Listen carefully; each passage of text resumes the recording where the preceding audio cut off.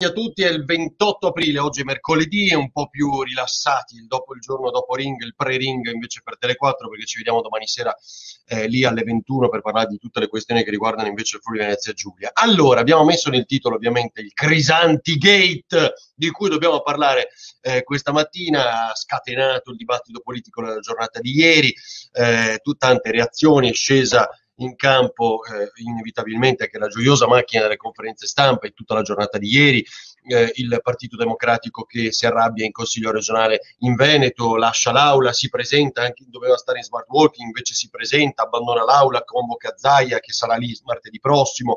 Insomma, tutti questi aspetti dei quali dobbiamo parlare dopo l'inchiesta di Report. Vorrei sapere che cosa ne pensate. Se avete visto Report, se avete visto tutto quello che è successo ieri, se avete visto un po' tutto il racconto, diciamo, di questa giornata incredibile e che poi oggi ha una svolta. Che racconta soltanto il Corriere del Veneto con Andrea Priante, ne parliamo tra poco. Allora, chi c'è? Ciao Aldo, mitico, primo sempre, ho avvertito tutti gli amici di Telegram anche che stava cominciando la nostra rassegna stampa come tutte le mattine. Insomma, a proposito vi ricordo, condividete, aggiungetevi al canale Telegram, unitevi, basta cercare su Telegram che è tipo WhatsApp, insomma vi scaricate l'app e cercate Ferdinando Avarino, c'è il canale, vi unite, lì vengono pubblicati tutti gli articoli e quindi anche gli aggiornamenti. Non sono uno che vi disturberà più di tanto, con massimo 2 o 3 comunicazioni al giorno. Buongiorno Ferdinando, oggi sono, condivido subito. Bravo Carlo, saluta anche Anna, buongiorno a Rossella, Anna Perentin, bravo Carlo, Gabriele, insomma chi altro c'è? Condividiamo, bravo Gabriele, mitico. Ciao Massimo, ci vediamo tra poco a Trieste. Ho rivisto Report perché intervistano solo una parte politica.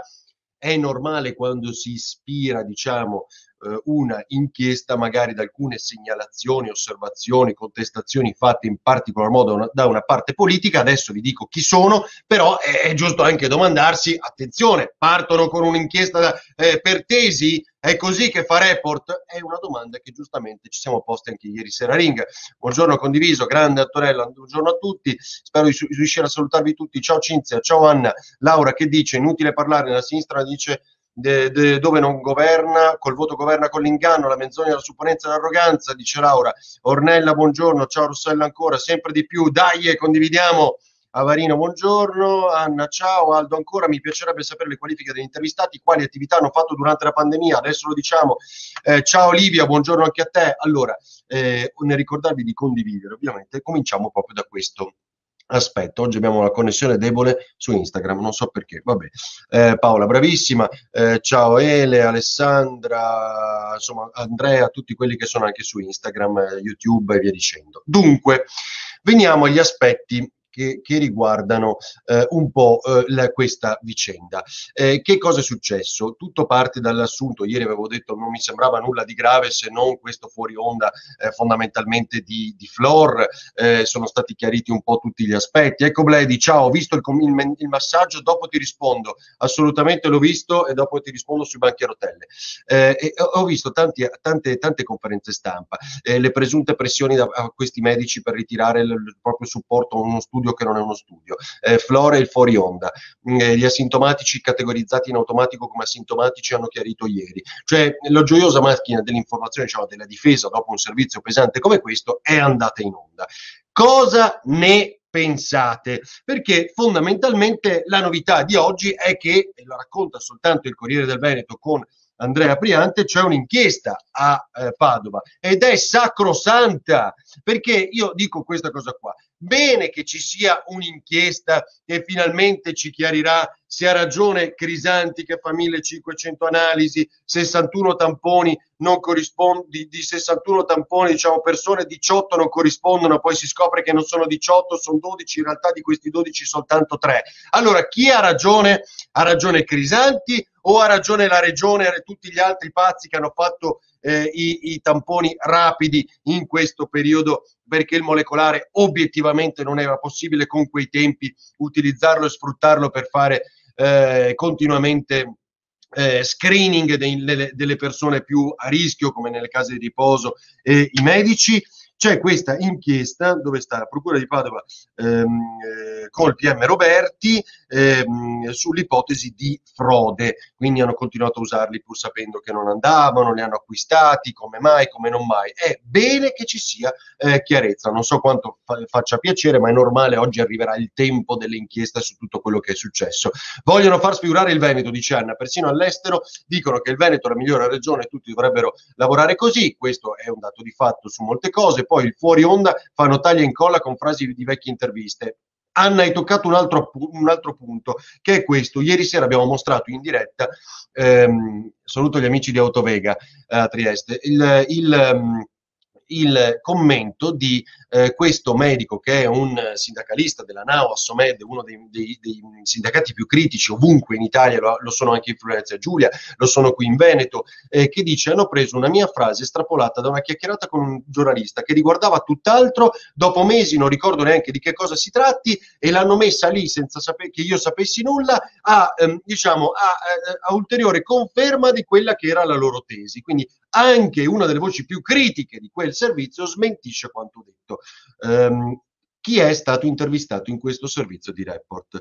Alessandro Bisato, segretario del PD, ieri sera era a Ring e che quelle cose le dice da mesi. A Ring non abbiamo bisogno di report, questo l'abbiamo già raccontato 1000 volte sul fronte dei tamponi rapidi. Laura Puppato, ex sindaco e senatore del PD. Giancarlo Giuseppe Acerbi, attuale sindaco di Valdagno del PD.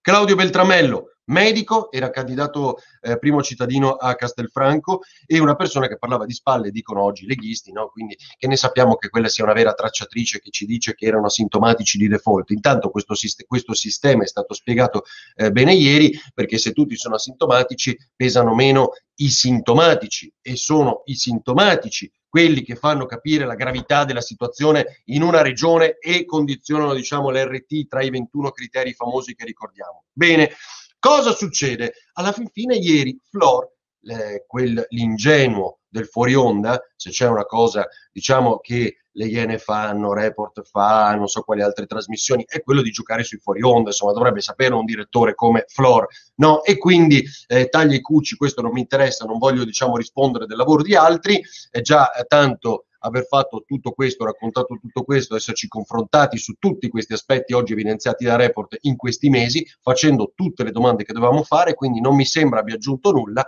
se non appunto questo tema del fuori onda. Attento, ho detto Crisanti è un ingenuo, no? Dice Flor, perché qua ci sono dei rapaci pronti, ti fanno fuori, ti mangiano. Cosa vuol dire? La Ebbot poteva farci causa per quello studio lì, e quindi lo studio è uno studio o no? Allora, il tema a me sembra burocratico. Io non so, l'ho detto ieri sera e se voi avete capito così. Cioè, Crisanti non fa uno studio, perché alla fine lo declassa lui stesso in queste comunicazioni che ci ha mostrato Flor, protocollate, quindi lettere tra lui e Crisanti, tra loro e la Ebbot, l'azienda che produce questi tamponi, che dice: scusate, mi fate vedere questo studio perché vorrei capire, e magari c'è utile, no, per capire se i nostri tamponi funzionano o no secondo voi, se c'è qualche problema. Crisanti che problema ha? Vuole mettersi in politica? Io l'ho ribadito ieri sera, forse era il candidato migliore quando feci quella domanda a Lorenzoni che finì su tutti i giornali, allora potevano candidarlo, avrebbe fatto forse miglior fortuna per il centro-sinistra. Perché Crisanti non ci parla mai della Sardegna? Simone, io ho detto ieri sera, ho chiesto a Crisanti di essere nostro ospite, non mi ha risposto, mi dispiace davvero, sarebbe stato interessante ascoltarlo. Intanto oggi c'è un'inchiesta, vi ricordo, la Procura di Padova. È bene che sia così, così finalmente si fa chiarezza. Cosa dice questo scambio di lettere tra Crisanti e come si chiama? E Flor? Intanto quando Crisanti risponde a Flor che gli dice: mi dai questo studio? E Crisanti gli dice: in effetti, perché a me non risulta ci sia. E Crisanti dice, e vi cerco la lettera che è poi del 10, no, del 12 novembre mi pare. Caro direttore, non mi sorprendo, non si trovi sto studio, diciamo, infatti abbiamo condotto un approfondimento diagnostico, quindi non lo chiama più studio come era chiamato da tutti i giornali, da lui definito nelle interviste e tutto quello che abbiamo visto raccontato in quei mesi. Non è più uno studio. Allora è una questione burocratica? In parte sì, perché non c'è una richiesta, un'autorizzazione, diciamo, un'approvazione dal comitato etico, non ci sono le finalità, le modalità, un finanziatore di questo studio, non c'è nulla, quindi non lo si può chiamare studio ufficialmente, per di più viene pubblicato soltanto il 26 marzo, quindi dal 21 ottobre del 2020 viene pubblicato soltanto su una rivista il 26 marzo, una rivista che pubblica scientifica senza ancora la review che fa sempre il mondo della scienza prima che molti studi vengano pubblicati. Oggi, in questo anno, molti di questi studi sono stati pubblicati ancora prima di aver avuto una verifica da parte degli scienziati, cioè quello che si faceva di norma negli anni passati oggi si supera, si salta. Serietà o meno non so da questo punto di vista, fatto sta che questo studio nessuno lo vede fino a quel momento. 2 paginette, 2 scartoffie, le definisce così Flor, durissimo ieri, che lascia intendere come probabilmente ci sarà una querela, chi sbaglia paga nei confronti di Crisanti per quello che è successo. Che altro vi posso dire? Nessuno ha sospeso i tamponi, ha detto ancora, come si chiama, Flor. Se uno fa seriamente il suo lavoro, chiede lo studio, quindi io ho dovuto domandarlo per dare risposta ovviamente a quello che mi chiedeva la Ebbot. Insomma, questo studio non ha una sostanza. Cosa racconterebbe questo studio? Che dei famosi 61 tamponi rapidi e confrontati ai molecolari ci sono 18 che sballano, di questi 18 sono stati sequenziati 12 soltanto hanno delle reali differenze perché 6 invece avevano una carica virale talmente bassa che anche il tampone molecolare era poco attendibile e quindi alla fin fine di questi 12 soltanto 3 ancora sono quelli che hanno realmente problemi con quella proteina N che potrebbe essere artefice di una variante che non veniva individuata dai tamponi rapidi, però in realtà hanno sequenziato anche altri tamponi non appartenenti a questi 60 che presentano quella proteina N che veniva individuata dal tampone rapido. Questa variante sequenziata, vi ricordo, dallo zooprofilattico, per di più cosa in realtà è quasi sparita nell'arco di breve a dicembre e quindi potrebbe non essere la reale artefice di quell'impennata. Segnalo però alla dottoressa Ricci che in realtà a dicembre abbiamo cominciato la discesa. Insomma, è un macello. Qui alla fine è sotto processo il Veneto, Zaia, il sistema sanitario regionale oppure Crisanti nei suoi metodi. Bene che ci siano dubbi, bene che ci siano anche, diciamo, queste zanzare appunto diciamo nel sistema e questi granelli di sabbia perché ci si possa fare delle domande e fare chiarezza. Benissimo, adesso ci sarà appunto la procura a fare la sua indagine. Se hanno messo in commercio vaccini testati in 2 mesi, di cosa ti meraviglia le tempistiche? Beh, insomma, ben più di 2 mesi, però Fulvio, dai, Crisanti si vuole solo vendicare di Zaia che gli ha tolto il ruolo di prima donna. Edoardo, e la retromarcia del Ministero Sanità sulle cure a domicilio, altra madornale errore del governo, attendibilità zero, Fulvio, come su tutto, infatti dice Anna. Bene, io spero che si sia capito, diciamo, in tutta questa ricostruzione un po' quello che è successo. È vero che tutta questa inchiesta di Report è ispirata da una, l'ho detto all'inizio, da una parte politica ben chiara, che era quella che ha presentato gli esposti, domandandosi come mai nella seconda fase il Veneto ha avuto 2000 morti in più, perché molti di più rispetto alla media, degli esposti presentati da Puppato, appunto dopo i dati di Crisanti, insomma tutto questo è abbastanza chiaro. Crisanti contro Zaia e Flor, manca solo che attacchi Rigoli Matteo, che oggi ha lasciato il suo ruolo. Le zanzare, giustamente si parla di Crisanti, no? Non lo volevo assolutamente fare questo paragone, ci sono anche lo zanzarolo Crisanti, vabbè, non volevo fare alcun riferimento di questo tipo. Allora, veniamo al resto. Intanto, ieri sera, dove siamo arrivati? Ieri sera ho ospitato la presidente dei Wedding Planner d'Italia, Silvia Daniele, che ci ha raccontato come si siano tutti dimenticati di quel mondo, cioè praticamente hanno perso tra il 90 e il 100%. Oggi, ancora oggi, con i ristoranti all'aperto aperti, con giornate come oggi finalmente di un altro bel sole il 28 aprile, non si possono fare pranzi, banchetti, diciamo, seguenti alle cerimonie. Questo lo dicono le regole. il problema è che ci saranno molti come si chiamano, cioè, banchetti abusivi, dice Silvia Daniele, wedding planner, e abbiamo perso miliardi di indotto che porta il nostro lavoro, perso tra il 90 e il 100%, e soprattutto, questo è folle, si sono dimenticati di loro, cioè non esiste un protocollo e una data di riapertura, cioè noi non sappiamo quando si potranno sposare di nuovo, fare il banchetto, riaprire, in questo periodo in cui battesimi, cresime e tutto il resto, al di là dei matrimoni che si celebrano da qui in avanti, e cosa ci sarà? Abusivi. E questo è il rischio, perché moltissimi stanno segnalando questo tema. Ci possiamo fare, mi hanno chiesto, lo possiamo organizzare al ristorante, ma è vero o non è vero? È vero che si può fare o non si può? E sarà un problema di abusivi da qui in avanti. Questo segnala Silvia Daniele, che sa, e per di più aggiungo un punto: questi wedding planner, questi organizzatori di eventi, questi catering dovranno restituire gli acconti che hanno da parte dei propri clienti, degli sposini, ricevuto nei mesi scorsi, senza sapere quando potranno ricominciare. A processo, dice Mara, i veri responsabili che stanno al governo ancora adesso e continuano a fare danni. Basta con tutti i crisanti.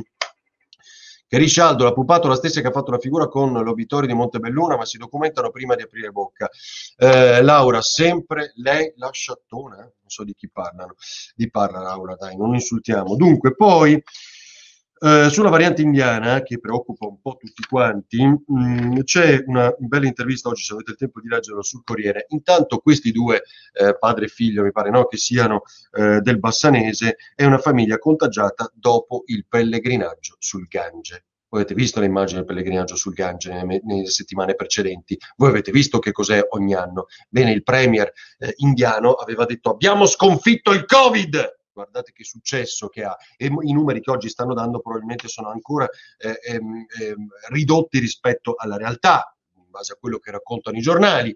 E quindi questi partono dal Veneto, vanno in India, partecipano a quel pellegrinaggio in piena pandemia, nel disastro della sanità, tra l'altro, dell'India, tornano qui e hanno la variante indiana.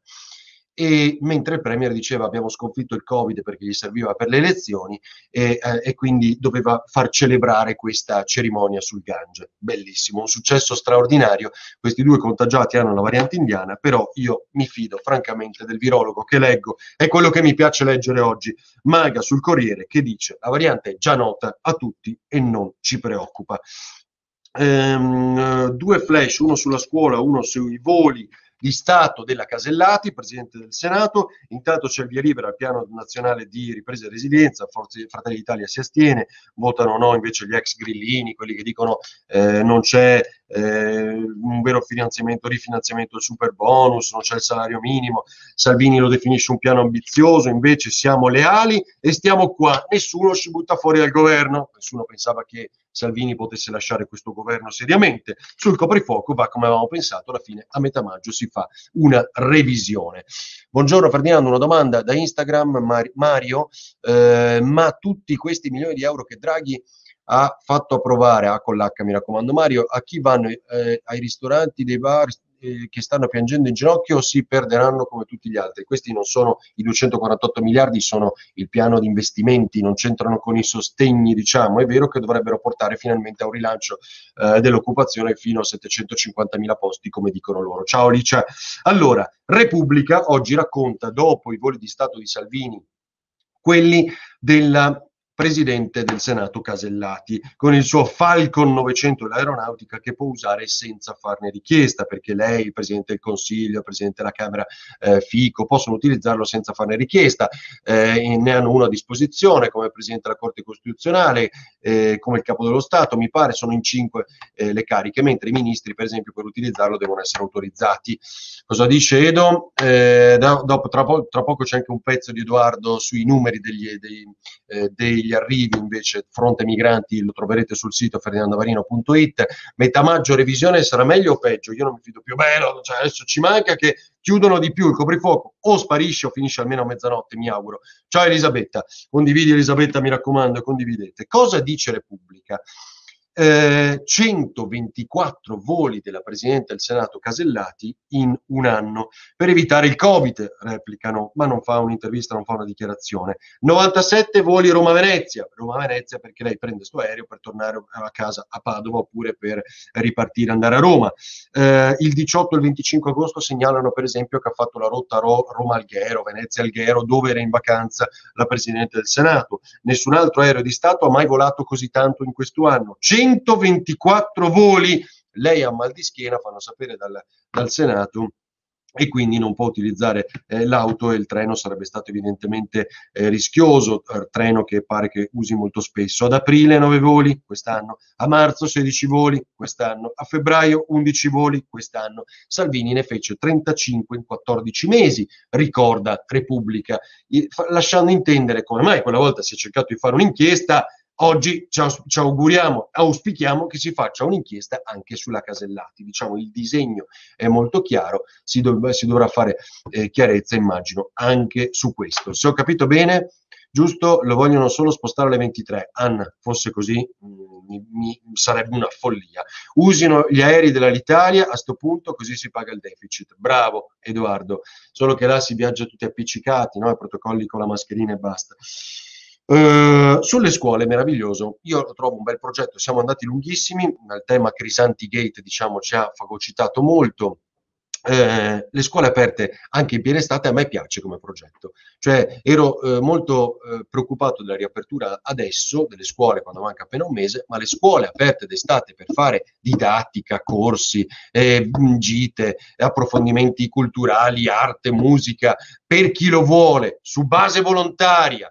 Gli insegnanti invece sono pagati, io voglio capire a chi è che non va bene. A chi non va bene questa roba qui? Cioè, ci sono 520 milioni di euro che mette lo Stato, il governo, per questa roba qui, tipo centri estivi, coinvolgendo anche il terzo settore, il mondo del volontariato. No, presidi e docenti non convinti da questo progetto. Bellissimo.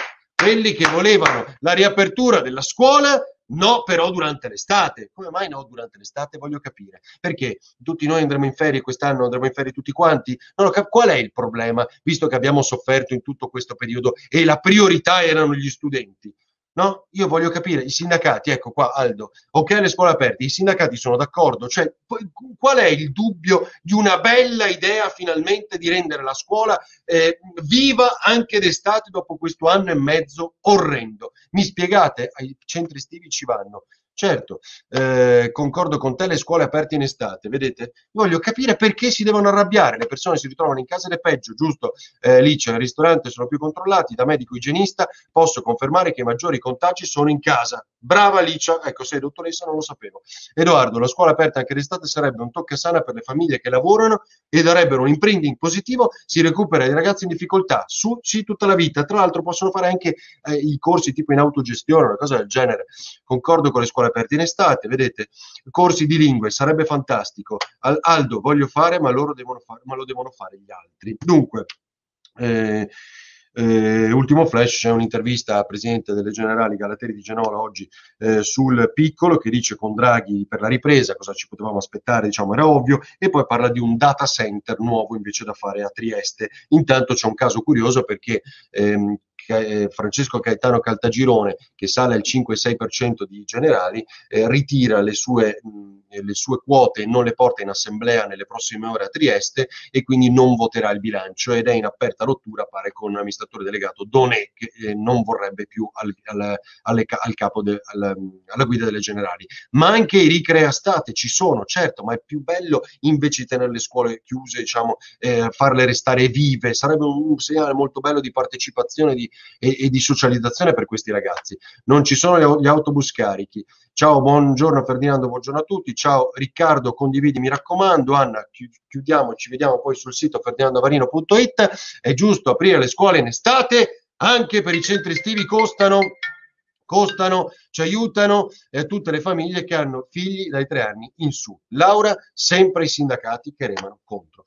Ciao a tutti, buona giornata, ci vediamo domani sera a Ring su Tele4 e sul sito ferdinandovarino.it. Condividete, ci vediamo anche su Telegram. Ciao ciao!